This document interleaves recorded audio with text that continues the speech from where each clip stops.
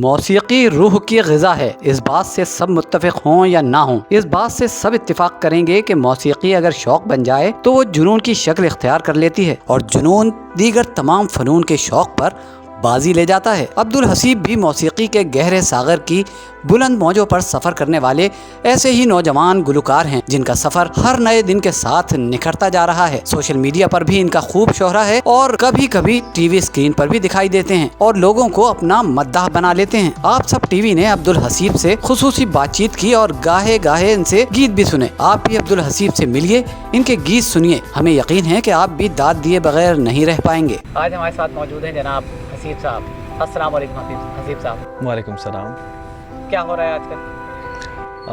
Busy schedule है काफ़ी, job भी चल रही है, साथ में सिंगिंग भी थोड़ी बहुत चलती है। तो जॉब के साथ फिर कितना टाइम रियाज़त के लिए देते हैं अपनी, कितनी देर? ज़्यादा नहीं दे पाता हूँ क्योंकि जॉब काफ़ी टफ़ है मेरी। रियल इस्टेट की वजह से जो है, आपको पता है आजकल मार्केट तो थोड़ा बूम है, तो अल्हम्दुलिल्लाह, लेकिन फिर भी टाइम निकालता हूँ इसके लिए क्योंकि शौक़ है मेरा। अच्छा, शौक़ है। तो जी। ये शौक़ कब से पैदा हुआ? When I was like 13 years old से maybe, कि मैंने जो है ना वेस्टर्न म्यूज़िक सुनना बहुत शुरू कर दिया ना। इंगी मामस्टीन, लेड ज़ेपलिन, पिंक फ्लॉयड। तो मतलब उस दौर में इतना कोई ज़्यादा ये सुनता नहीं था, तो लोग अजीब ही बोलते थे कि ये क्या शोर है। मेटालिका अगर मैं सुनता था तो ये क्या शोर है, किस तरह के गाने सुन रहे हो। तो लोग बड़ा मजाक भी उड़ाते थे मेरा। लेकिन मुझे वेस्टर्न म्यूज़िक पसंद आने लगा। घर वालों की तरफ से कोई इजाज़त नहीं थी, सुनता नहीं था कोई इतना ज़्यादा। तो बस वहाँ से थोड़ा सा शौक़ पैदा हुआ कि हाँ, गिटार भी कोई चीज़ होती है, सिंगिंग भी कोई चीज़ होती है। पहले तो फोकस सिर्फ गिटार पे ही करता था, गिटार बजाता था। नहीं, मुझे खुद भी ये रियलाइजेशन नहीं हुई थी कि मैं जो है वो गाना भी गा सकता हूँ या आवाज़ मेरी सही है। ये रियलाइज़ किस उम्र में हुआ, कब पता चला कि ये जरासीम मौजूद है आप? ये एक्चुअली गाता रहा, दोस्त कहते रहे कि यार तुम्हारी आवाज़ बहुत अच्छी है। मैं ख़ुद नहीं मानता था इस चीज़ को कि नहीं, मेरी आवाज़ इतनी ख़ास नहीं है। गिटार बहुत थोड़ा बजा लेता था कि I got my goose bumps. कभी ऐसे गिटार का जो है म्यूज़िक सुनना हो, जो सैट्रियानी, इंगी मामस्टीन, इनको सुनता था तो बड़ा मुझे ऐसा होता था कि I got my goose bumps ना। तो गाना शुरू किया आहिस्ता आहिस्ता। आप तो उर्दू में गाते हैं, इंग्लिश में भी गाते हैं? इंग्लिश यूजुअली नहीं गाता क्योंकि मुझे इतना टाइम मिलता नहीं है प्रैक्टिस का ना। मैं यूजुअली गाता हूँ जैसे लोगों की फरमाइश है, कभी दोस्तों ने बोल दिया कि आप इस तरह से गा लें, ये गाना अच्छा आया है मार्केट में, ये सुनो, ये गा के सुनाओ, तो वो गा लेता हूँ। और आपको याद है पहला गाना कब गाया था आपने? और मैंने सबसे पहला गाना गाया था आदत। आदत रिलीज़ हुआ था, उस वक्त मैं गिटार बजा रहा था ना ऐसा, तो लोगों की फरमाइश आना शुरू हो गई कि यार आदत जो है वो एक्चुअली गिटार पे बजा हुआ है, तो आप वो सुनाया करो। तो बहुत सारे लोग, यूजुअली होता ये था कि बैठते थे हम किसी गैदरिंग में तो एक आदत की फरमाइश आती थी। उस वक्त इतने ज़्यादा गाने भी नहीं निकले थे, इंडियन भी सॉन्ग्स इतने ज़्यादा वो पॉपुलर हमारे यहाँ नहीं थे। एक पॉप स्टेशन था पाकिस्तान का, जो बड़े बड़े नाम हैं हमारे, जैसे जुनून बैंड है, सयोनी है उसका, वो फिर आदत आ गया आतिफ असलम का, इस तरह के बड़े बड़े नाम थे। उसमें आरो बैंड है। तो मैं बड़ा इंस्पायर्ड था इन लोगों से ना। मुझे बहुत अच्छा लगता था। मैं यूजुअली इंडियन गाने सुनता नहीं हूँ, मैं पाकिस्तानी ही सुनता था ज़्यादातर भी, और अभी तक मैं पाकिस्तानी ही गाने प्रेफर करता हूँ। मुझे म्यूज़िक अच्छा लगता है, एक मतलब एक अपनाइयत सी आती है पाकिस्तानी म्यूज़िक में, मुझे ऐसा लगता है। अच्छा, आपने कहा कि फरमाइश होती थी इसकी, जी तो हमारी भी यही फरमाइश है कि उसको थोड़ा सा आप अगर जाके सुना दें। श्योर।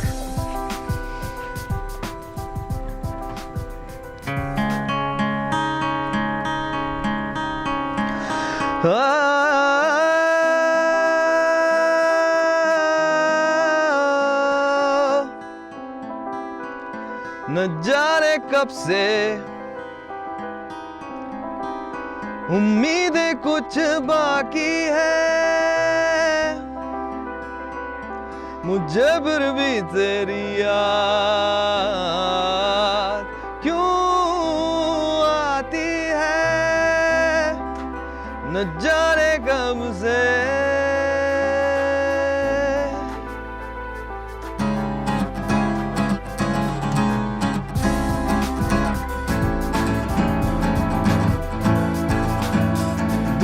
जितना भी तुम मुझसे पास रे मैं, अब तो आदत सी है मुझको ऐसे जीने में, जिंदगी से कोई शिकवा भी नहीं है, अब तो जिंदा हूँ मैं नीले आसमां में। हे हे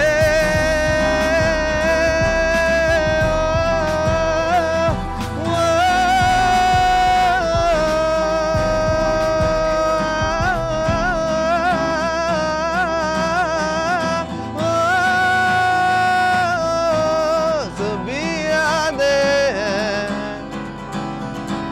सभी बातें हैं, भुला दो इन्हें, मिटा दो उन्हें।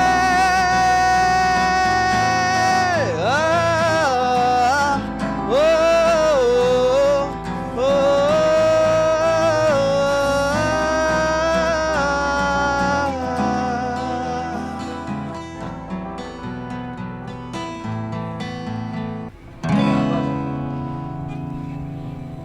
अच्छा, तो ये बताइए कि मौसीकी को आपकी नज़र में मौसीकी असल में है क्या?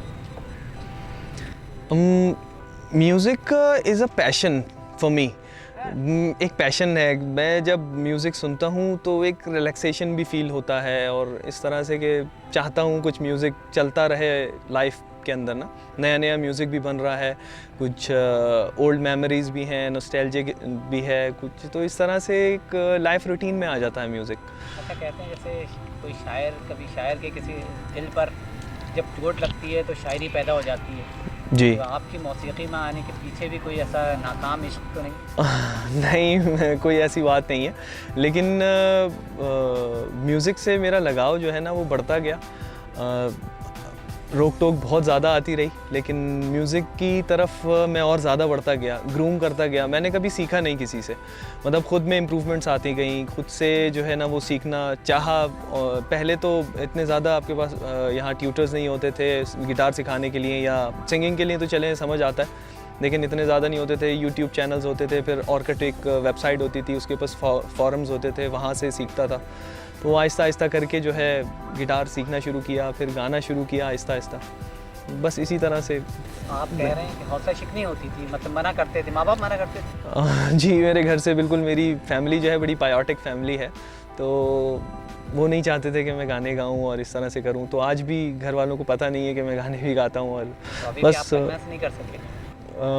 मैं चाहता नहीं हूं खुद भी। क्यों? इसकी सबसे बड़ी वजह यह है कि नहीं चाहते अगर मेरे माँ बाप, तो मैं फिर वो काम नहीं करूं। खैर, अपने शौक़ के लिए फिर मैं रखा हुआ है, मैंने शौक़ पूरा कर लेता हूँ। आपने अभी शौक़ तक ही रखा हुआ है या ऐसे प्रोफेशन बनाने का? नॉट यूजुअली, मैं प्रोफेशन की तरफ नहीं जाना चाहता एक्चुअली ना, बस शौक़ के लिए रखा हुआ है। कभी कोई कॉन्सर्ट्स होते हैं, कोई ऑर्गेनाइज़र है कभी ऑफ़र कर देते हैं कि भाई आप गा लो आके, कभी कभी परफॉर्म कर लेता हूँ, परफॉर्मेंस हो जाती है, दोस्तों के साथ बैठ जाते हैं तो एक थोड़ा अच्छा है, दिल हल्का हो जाता है, कभी टेंशन होती है रिलीज़ हो जाती है, रिलैक्सेशन मिल जाती है थोड़ी सी, तो बस। अच्छा, तो कुछ खास दोस्त भी इसी मशगले से ताल्लुक़ रखते हैं? नहीं कोई भी नहीं है मेरी गैदरिंग में। वैसे एक इंग्लिश में एक कहावत है, a man is known his company keeps. अगर मैं जाना चाहूँ तो मेरे ख्याल में मेरी जो गैदरिंग हो वो म्यूज़िक से रिलेटेड हो, लेकिन कोई मेरी गैदरिंग ऐसी भी नहीं है कि कुछ जो लोग म्यूज़िक से वाबस्ता हों, तो अकेले लेके चल रहा हूँ मैं। जी जैसे आपने कहा कि कंपनी से जाना जाते हैं। जी बिल्कुल। तो मैं तो अगला सवाल बल्कि आपसे यही करने वाला था कि आपने बैंड वगैरह बनाने का कभी नहीं वो किया, आप जैसे जो आप कह रहे हैं मुताबिक? जी बिल्कुल, मेरा बड़ा शौक़ था ना बैंड बनाने का, एक मेरा ख्वाब था कि जैसे मैं लिंकिन पार्क को, स्टील पैंथर हो गया, मेटालिका हो गया, रॉक एम रिंग, इन जहाँ परफॉर्म करता हुआ जब देखता था तो I was dreaming about it कि मैं जो है ना कभी परफॉर्म करूँ वहाँ पे, इतना बड़ा स्टार बन जाऊँ।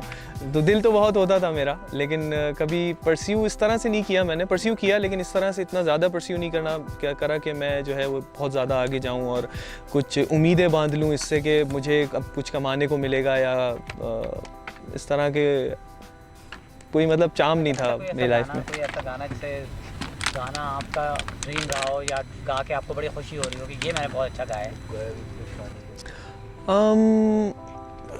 वैसे तो सारे गाने गाता हूँ मैं ना, जिस तरह के भी हों। सारे बच्चों में एक फेवरेट भी तो होता है। जी वैसे हैं मेरे बहुत सारे फेवरेट्स हैं। मैं मेहदी हसन साहब भी गा लेता हूँ। एक फेवरेट अपना सुनाइएगा, खास तौर पर अगर मेहदी हसन का है तो क्या बात है।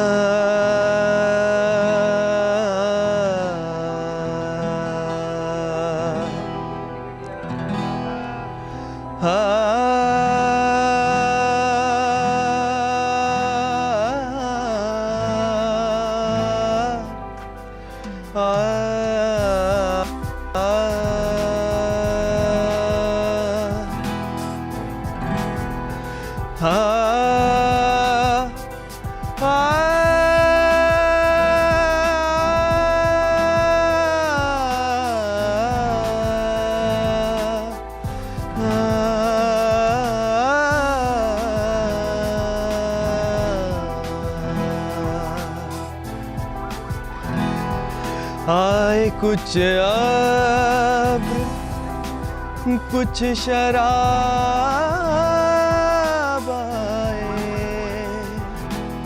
उसके बाद आए जो अज़ाब आए। आए कुछ अब्र कुछ शराब आए,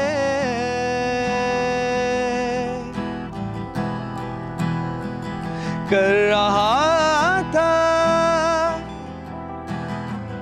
ग़म-ए जहां का हिसाब, कर रहा था ग़म-ए जहां का हिसाब। आज तुम याद बे हिसाब आए। कुछ अब्र कुछ शराब आए।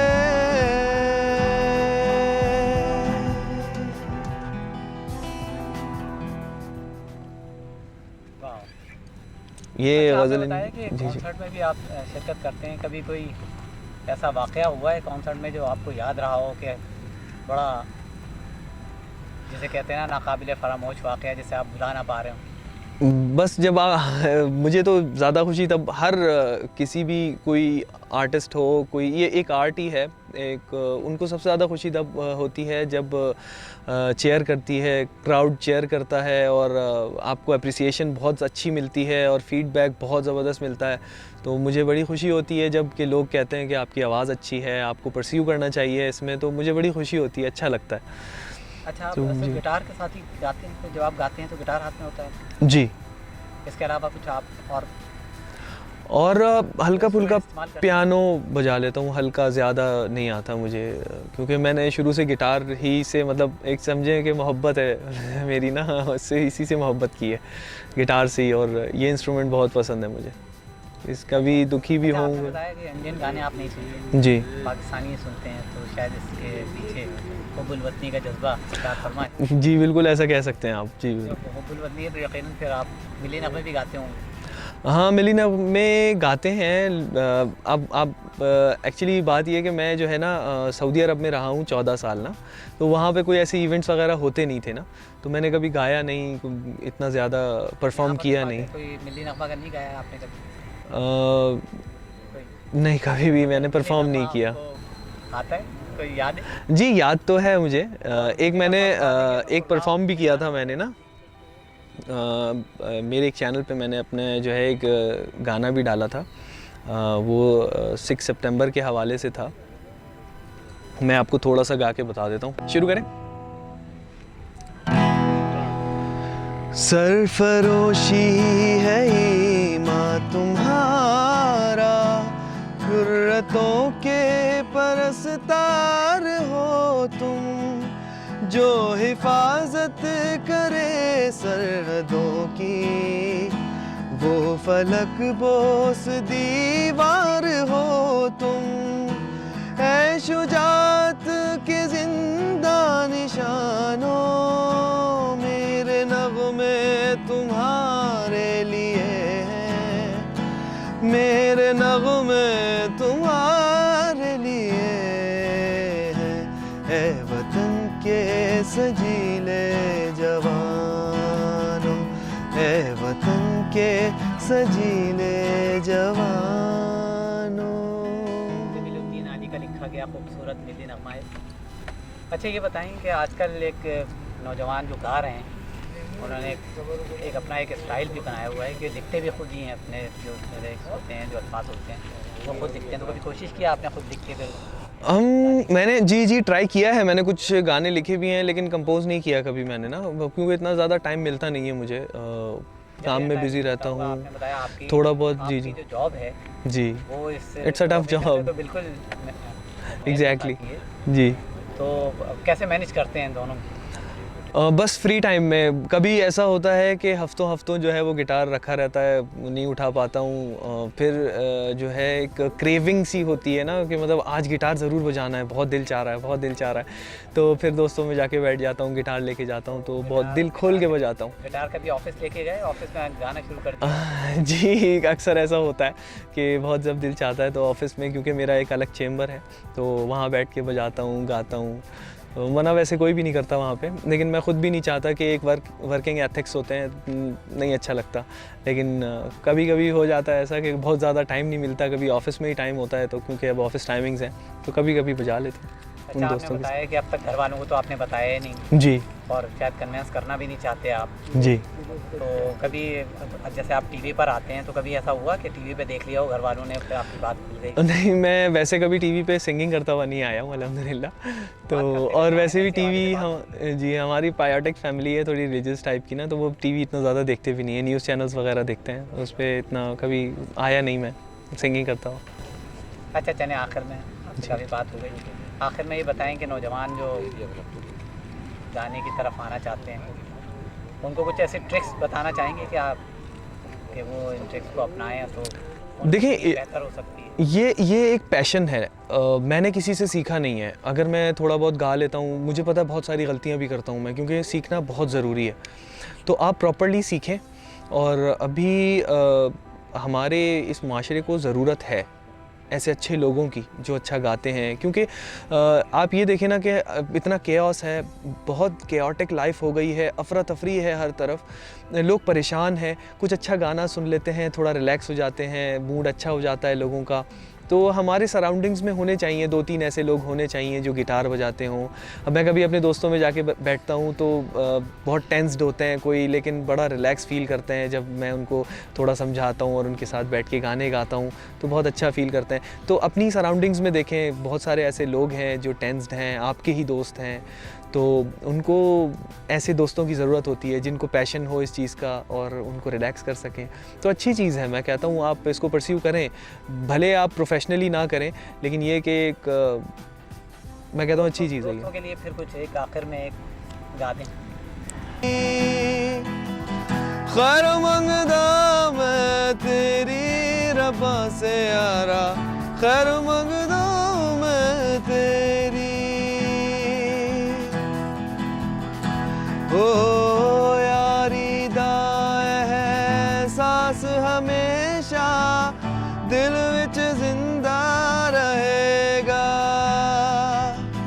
तेरे वर्गा यार कहीं ना मुझको और मिलेगा, भूले से भी कोई भूल हुई हो तो यारा वे उसे भूला के तू एक बारी गले लग जाने भी दे, एक बारी गले लग जाने दे यारा मुझे, खैर मंगदा मैं तेरी,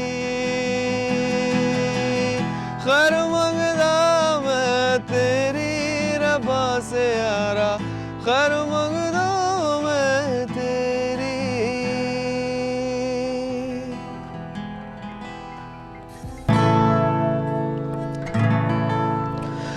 दिल का दरिया बह ही गया, इश्क इबारत बन ही गया, खुद को मुझे तू सौंप दे, मेरी ज़रूरत तू बन गया, बात दिल की नजरों ने की, सच कह रहा तेरी कसम, तेरे बिन न लेंगे एक भी दम, तुझे कितना चाहने लगे हम, तेरे साथ हो जाएंगे खत्म, तुझे कितना चाहने लगे हम, वक्त ने है किया हम पे कैसा सितम, तुम भी बेजार हो बर्बाद है हम, जाने किस रास्ते मुझको ले जाएंगे, गर्दिशाए मेरे जगमगाते कदम, साथ देती परछाइयाँ और मेहरबान हो रहे हम, तेरे बिन न लेंगे एक भी दम, तुझे कितना चाहने लगे हम,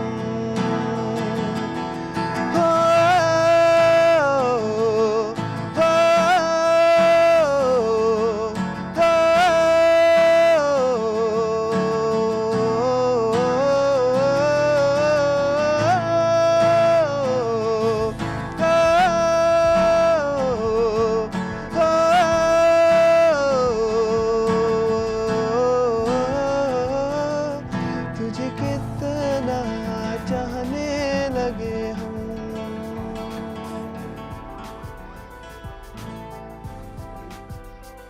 आप सब टीवी को लाइक कीजिए, शेयर कीजिए, सब्सक्राइब कीजिए। आप सब टीवी, आप सबके